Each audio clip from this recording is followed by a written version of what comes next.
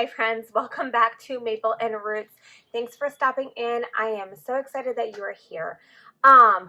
It has been a minute since I filmed because we have been having issues with our Wi-Fi, and so I was like, well, I'm not even gonna try to film and upload it and just be left frustrated because our Wi-Fi speeds were just not working. We couldn't even use the Roku in our room, so we were like, no. So anyway, I hope you guys are all doing great. Shout out to all the new members of the free homeschool group on Facebook. Love you guys. Love the conversation that we're having there. If you're not there, go ahead and see the link below and join because it is a fantastic group and I love where it is going. If you don't know me, I'm Bethany. I'm a mom of 6, ages 19 through 1, and I currently am home educating, this year, my 11-year-old, my 9-year-old, my 6-year-old, and the 4 and 1-year-old just kind of go in and out. I do have an older daughter as well who will be going into her 2nd year of university. So I like to talk all things homeschool, and this year is super exciting because we are homeschooling this year for free. I'm not buying anything this year, no curriculum, nothing, because it just felt like the year to do it. So this is what we're doing. Yeah. Okay, so that's me. Today I wanted to talk to all of the people who are considering homeschooling right now because with COVID-19 and all this stuff going on, I have just seen so much of people talking about how they're considering homeschooling and how they want, or how they're weighing, should I homeschool? Should we do like the district virtual school, or should we send our kids back part-time? Like, what is it? So I'm going to give you guys a list of reasons that I feel are for homeschooling. And so I do want to clarify a couple of things. Number one, I believe that there is a difference between home education and homeschooling and a district-led virtual schooling where your kids are on the computer all day. That's not really homeschooling. When I'm talking about homeschooling, I'm talking about parents educating their children. So that's that. I just want to specify that. My kids are loud. My boys are supposed to be like in their room cleaning, so I don't know what's going to happen. So just there's that. But anyway, so I do want to clarify that like this is for home education, for parents to be educating their children. So these are my reasons that I feel like would be great for this year for homeschooling. And number one is, of course, COVID-19. There is just so much uncertainty with schools. And actually, I do want to backtrack just a minute before I get into this. I like to clarify this on my videos because I think it's important. When we talk about like homeschooling, or we promote homeschooling, or we talk to other parents about homeschooling, it is no way a dig to teachers. And I want to be really clear on that because I feel like teachers are very valuable. I feel like they are super dedicated and that they love their students. And so I just want to clarify that this isn't dig to teachers or anything of that nature. I believe, especially as Christians, that we should be supporting teachers, period. Because not everyone can or should homeschool. There's that. I'm probably going to get hate for that. I don't care. Anyway, so number one reason to homeschool, especially this year, is because of COVID-19. And I'm not going to get political. I'm not going to talk about masks or social distancing or any of that stuff. Whatever. We all have our own beliefs on that. What I am going to talk about is that there's going to be so much uncertainty with school. And if you have fear of your children getting sick, or of, say, them carrying it and passing it on to a loved one, or if you have fear or you're unsettled with the regulations that's going to be in school this year and those things like that, obviously that makes homeschooling maybe a viable choice for you, right? And that brings me into number two, is that for me, if I was not a homeschooler this year, I would definitely be homeschooling my kids, because I think that some of the setups that they're talking about could really lead to some mental health concerns with kids with wearing masks all day and that frustration. But I also think that kids, they pick up on what we're talking about, and that there might be a fear right now of, if I go to school, I'm going to get sick, or this is so uncertain and the world feels uncertain. So I do have concerns with kids this year, and all kids, not just public school kids, and certainly homeschool kids are lumped into that with some mental health things. So that's number one and two, kind of get all that out of the way. Number three, a huge reason to homeschool is child-led education. And this is something that's really important to me because we're home with our children. We can really embrace what they want to learn, and we can really begin to just dive in deep and let them kind of lead and take the reins on what they want to study, right? So they can have a say in their curriculum. Maybe you're considering complete like unschooling, where they're really just going to dive in deep into what they're learning, and that's how you're going to educate them. Or maybe or maybe you could just like consider, like, oh, like I have a child who is really into, planes, trains, and automobiles.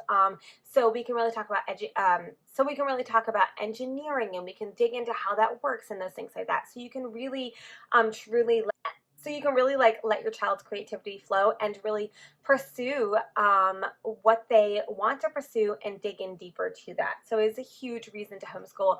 I love it. I have one daughter who loves just writing poetry, so we just keep doing it, keep helping her. So we just keep encouraging that. We read a lot of poetry books with her. We talk about different styles of poetry. You can really dig in deeper. And I have another child who just loves drawing and art and nature. And so because of that, we just have done a ton with art and a ton with nature and a ton with drawing. So yeah, child-led curriculum. It's a great thing. Number 4, and this is a huge thing, especially this year with the climate of our culture, is that when you're homeschooling, is that you can teach what matters to you or what you feel like matters in the world. So if you're concerned because you see all these historical things that you never learned growing up, you can say like, well, I'm going to do this differently, and I'm going to teach my children like the history that I believe is important for them to learn. If you are really passionate about, if you are religious or if you're a Christian, you can take that time and to really teach those things to your children when you're homeschooling, like we are. If you are really big into being a stewards of the earth or taking care of our earth, or say you're a passionate vegetarian or something like that, you can really teach those things to your children, teach what matters to you as the parent that you're imparting onto your children. And that is so beautiful and so wonderful to be able to do. And as I said, we can look at history, or we can look at current events, and we can dig deeper, and we can just sit there and digest these things with our children and teach what matters, and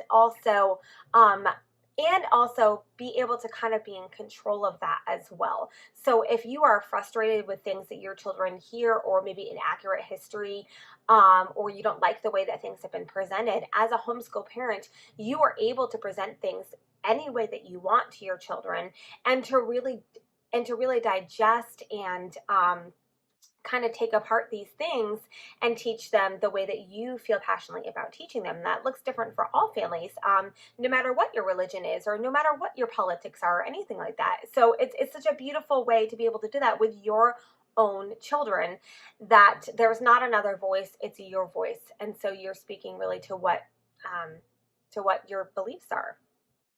So that's number 4. Number 5 is, and this is really awesome for me, is that you get to have a front row seat of watching your children learn. And as I said, I have one in college. My next one is 11, and it is a beautiful thing when you watch them learn. Like when your child, and I've said this before, when your child gets reading, when it like clicks in and they get reading, and they go in the grocery store and they'll go like, oh my gosh, I can read all these words. It is magical. Like it is magical. So you get this front row seat to sit there and watch your child learn. Or when that algebra problem clicks in and they're like, oh, I get it. Or when they're like a senior and they sit there and they write this incredible, 10-page paper, and you see that's your front row. You're the one who's watching that. It is fantastic. It is beautiful. It's amazing. That's what it is. And also with that, because you get to watch your child learn day by day, you really begin to understand their hearts and their strengths and their weaknesses, which is awesome. So instead of your child going to a new teacher every year and the teacher's having to relearn that, you really know, like, oh, I know that this child is really good in this. So I know what they're capable of, and I know what is pushing them too much, or I know that they might need a little bit more help with this, whereas like they're really awesome in this. It's just really incredible to be able to have that and have that front row seat. The next one is, and this is going to be super controversial, which, because that's me, I love country. No, I'm just kidding. Is socialization, and that's like that's the S word, and it is the word that if you choose to homeschool, you will begin to not like. It sounds like nails on a chalkboard, right? When we say socialization, because that's the first thing we hear with homeschooling, right? Like, well, that's great that you homeschool, but my kid needs socialization. Hi, all kids need socialization. Guess what? But the beauty of homeschooling is that children can learn to socialize with all ages, not just 20 kids that are their own age that they're sitting in the classroom with, 5 days a week for the next 18 years of their life, or not 18. Okay, for the next 13 years of their life, right? So it's this beautiful thing when your child, part of their daily thing is going out for a walk and having conversations with your elderly neighbors, is that they're learning how to socialize with all generations. And with that, they're also not learning the negative effects of socialization, because we want our kids to be socialized, but we get really upset when they're bullied, or when things are hard, or when they come home saying a word that you don't want them saying, or when they learn about sex and they learn it and from a friend and it's completely inaccurate, and you're like, no, your belly button has nothing to do with this, right? Those are the negative sides of socialization. And of course, can those things happen with homeschooling? Yeah, of course they can. But because your children are learning, are spending time with different people and not just the same force group, or with people that you would choose to not hang out with, you're able to kind of limit that exposure and really focus on the positive side of socialization. So I would say that socialization is a reason to homeschool. Okay, so the next reason is homeschooling can be a wonderful way to support disabilities or specific learning styles, right? When we know that if I know that I have a child who struggles with maybe ADHD or dyslexia, and they have a really hard time sitting, right? I know that I can give them different tools, but I also know that in between subjects, I can send them outside, or they can run a lap around the neighborhood. All these beautiful things where I'm not limited to the school hours. We can do our math at 7 o'clock at night if that's easier for said child, right? Or whatever the disability is, you can really tailor their education specifically to them without having to keep up with whatever standards are there. It's really quite beautiful that we have that option to do that. And I would definitely encourage parents of students with special needs or with learning disabilities to consider homeschooling, because you can really walk your child along. And I've heard so many amazing testimonies of parents who have pulled out their children with special needs or learning disabilities, and they have excelled in homeschooling or home learning. And that goes also with mental health. Like, if you have a child who is extremely anxious in school, let me tell you, homeschooling is a great place for them, because they feel comfortable and safe in their home. And when they are comfortable and they are safe and that's how they feel, they excel in their learning. It goes hand in hand. The next one is outside. I love this. Again, this is not a diss on teachers, so let's just say that, because I have teacher friends that I know who take their children outside as much as possible, and I love that. But for me, if I want to teach my children outside for the entire day, I can do that. If we want to pack up and go for a hike and do our math on top of a mountain, I don't know who would do that, but some might. I'm talking about hiking. No, just kidding. Then we can do that.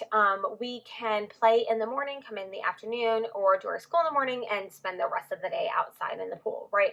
Like, there are so many different ways, but we have outside, we have nature right there at our fingertips, that our children can spend so much more time outside. And that's one thing that I hear a lot from parents with children who are in public schools or private schools, is my kid doesn't get enough time outside. And to which, when you're homeschooling, you can say, oh, we spent 8 hours outside. I mean, it's pretty common. So it's a beautiful reason to homeschool for sure. And what the next part is traveling. When you're homeschooling, if you're a family that loves to travel, or you want to travel more, or you want your kids to see all the states in, the continental, if you want your kids to go on a road trip and see all the states, you can do that when you're homeschool. You can take a vacation to Disney World in January. You are flexible to do that. You can take your school with you. You can plan to wear your break in school. If you do instead of a summer break, you can say we're going to do a winter break and do it that way. So flexible. It's amazing. Especially for families where there's like one parent who travels a lot for work or something like that. It is so incredible. And there are some people who, like, if you've ever had the dream to like pack up an RV and travel across the country, homeschooling's the way to do it. You can do it. It's awesome. And then the last one is probably one of my biggest reasons, is that when we are educating our children at home, what happens is that the environment becomes an environment where learning happens all the time. So learning is not just restricted to school time.